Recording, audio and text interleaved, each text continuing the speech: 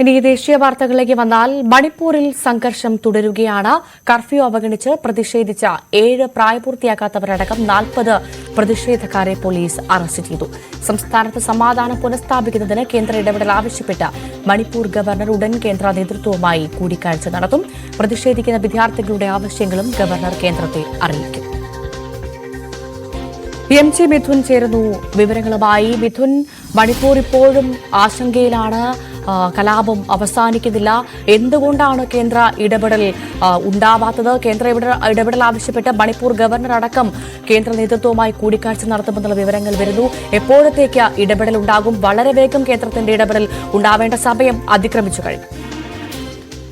ഭവ്യ, കഴിഞ്ഞ ദിവസങ്ങളിൽ ഈ പ്രതിഷേധിക്കുന്ന വിദ്യാർത്ഥി സംഘടനാ പ്രതിനിധികളുമായി ഗവർണർ കൂടിക്കാഴ്ച നടത്തുകയും ചെയ്തിരുന്നു. അതിൽ പ്രധാനമായും ചില ആവശ്യങ്ങൾ ഈ വിദ്യാർത്ഥി പ്രതിനിധികൾ മുന്നോട്ട് വെച്ചിരുന്നു. അതൊക്കെ തന്നെ കൃത്യമായ രീതിയിൽ പാലിക്കും, അതിനുവേണ്ടിയുള്ള ഉറപ്പ് കേന്ദ്രത്തിൽ നിന്ന് വാങ്ങിച്ചു നൽകുമെന്നടക്കമുള്ള കാര്യങ്ങൾ ഗവർണർ വിദ്യാർത്ഥി സംഘങ്ങളെ അറിയിച്ചിരുന്നു. പക്ഷേ എങ്കിൽ പോലും തന്നെ പ്രതിഷേധം ഇപ്പോഴും അയവില്ലാതെ തന്നെ തുടരുകയാണ്. ഈ ഇംഫാലിലും ഒപ്പം തന്നെ ഈ മെയ്തേയ് വിഭാഗങ്ങൾക്ക് കൂടുതൽ മേൽക്കെയുള്ള താഴ്വാരങ്ങളിലും ഒക്കെയാണ് ഇപ്പോൾ വലിയ രീതിയിൽ കർഫ്യൂ ഏർപ്പെടുത്തി 3 ജില്ലകളാണ് കർഫ്യൂ ഏർപ്പെടുത്തിയിരിക്കുന്നത്. ഇവിടെയൊക്കെ ഇപ്പോഴും ഡ്രോൺ ആക്രമണവും ഒക്കെ ഉണ്ട് എന്നുള്ളതാണ് ഏറ്റവും പ്രധാനപ്പെട്ട കാര്യം. അവിടെ വലിയ രീതിയിൽ സുരക്ഷാ സേനയുടെ ഒരു വലിയ വിന്യാസമുണ്ട്.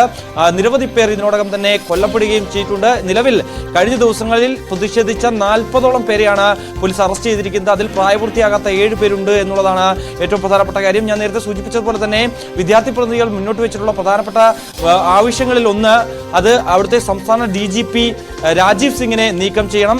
അദ്ദേഹത്തെ മാറ്റി പകരം മറ്റൊരാളെ സംസ്ഥാനത്തിന്റെ DGP ആയി നിയമിക്കണം. ഒപ്പം തന്നെ കേന്ദ്രത്തിന്റെ ചുമതലയുള്ള ഈ സുരക്ഷാ ചുമതലയുള്ള കുൽദീപ് സിംഗിനെ മാറ്റണം. അതിനുവേണ്ടി പകരം ഒരു കമാൻഡറെ നിയോഗിക്കണം. ആ കമാൻഡർ മുഖ്യമന്ത്രിയുടെ അണ്ടറിലായിരിക്കണം പ്രവർത്തിക്കേണ്ടത്. മുഖ്യമന്ത്രിയുടെ നിർദ്ദേശം അനുസരിച്ച് വേണം പ്രവർത്തിക്കേണ്ടത്. തുടങ്ങിയ ആവശ്യങ്ങളാണ് പ്രധാനമായും ഗവർണറെ കണ്ട് ഈ വിദ്യാർത്ഥി പ്രതിനിധികൾ ആവശ്യപ്പെട്ടത്.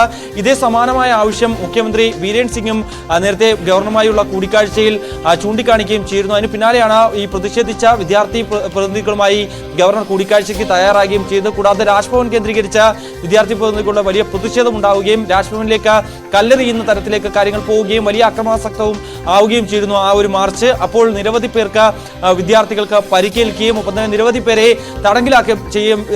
ചെയ്യപ്പെട്ടൊരു സ്ഥിതിവിശേഷമുണ്ട്. ആ തടങ്കിലാക്കപ്പെട്ടിട്ടുള്ള വിദ്യാർത്ഥികളെ മോചിപ്പിക്കണം അടക്കമുള്ള ആവശ്യങ്ങളാണ് പ്രധാനമായും ഗവർണർ മുന്നിലേക്ക് വന്നത്. ഈ കാര്യങ്ങളൊക്കെയാണ്, അതായത് സംസ്ഥാനം കണ്ടിട്ടില്ലാത്ത തരത്തിൽ കഴിഞ്ഞ 1.5 വർഷമായി ഈ കലാപം ഇങ്ങനെ പൊട്ടിപ്പുറപ്പെട്ടിട്ട് അതിന് ഒരു അയവ് വന്നത് ഈ ഇലക്ഷൻ സമയത്തായിരുന്നു. പിന്നീട് ഒരു ഇടവേളയ്ക്ക് ശേഷം വീണ്ടും മണിപ്പൂർ കലാപാന്തരീക്ഷമാകുന്ന സാഹചര്യമാണ് നമുക്ക് കാണാൻ സാധിച്ചത്. ഇതിനോടകം തന്നെ 20 പേർ കൊല്ലപ്പെട്ടിട്ടുണ്ട്.